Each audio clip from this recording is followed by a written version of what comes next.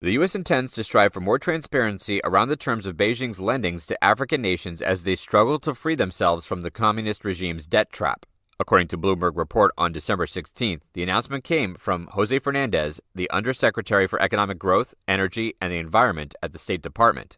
He disclosed that Washington will also try and figure out how these countries can get out of a crushing debt that oppresses their people. Fernandez's remarks were made during a sideline interview of the U.S.-Africa Leaders Summit in Washington on December 13th with the participation of over 40 heads of state.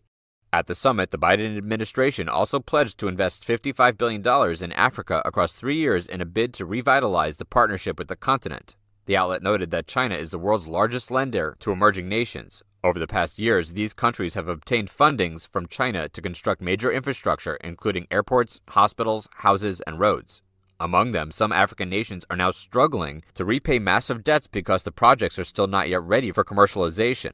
The opacity of Beijing's loan terms drew a lot of attention from the leaders attending the summit, as there was concern that Chinese creditors do not want to announce all of their loan terms publicly. This approach can always allow them to benefit from any restructuring agreements. Fernandez said people in the country do not know what their country has signed, they do not know how much they have borrowed, they do not know at what interest rate. In addition, Fernandez also disclosed that the CCP always adds additional clauses into these contracts that force the African debtors to exclude or prohibit the publication of the agreement. He explained that a legitimate loan recognition process should be transparent in all aspects, including the amount of the loan, interest rate, term, and collateral required by those nations. He commented, "It is a process that benefits countries and allows them to get out of the debt trap."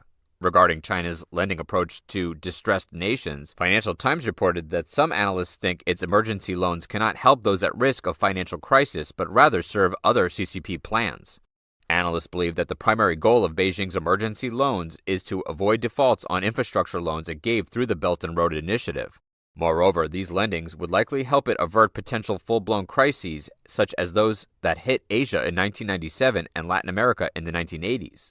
Bradley Parks, executive director of Aid Data, thinks that the CCP emergency loan strategy merely postpones the day of reckoning. He said, Beijing has tried to keep these countries afloat by providing emergency loan after emergency loan without asking its borrowers to restore economic policy discipline or pursue debt relief through a co-oriented restructuring process with all major creditors. Parks explained that when this happens, the CCP effectively kicks the can down the road and leaves it to others to solve the underlying solvency problem. In addition, Gabriel Stern, a former senior IMF economist now at Oxford Economics, also thinks that Beijing's emergency loans are a major impediment to crisis resolution for distressed borrowers. As reported by Bloomberg, Beijing has encountered criticism for not actively joining the world to alleviate debt burdens for emerging nations. Therefore, Treasury Secretary Janet Yellen thinks that Beijing's inaction has become the biggest obstacle to slow down global effort in helping these countries.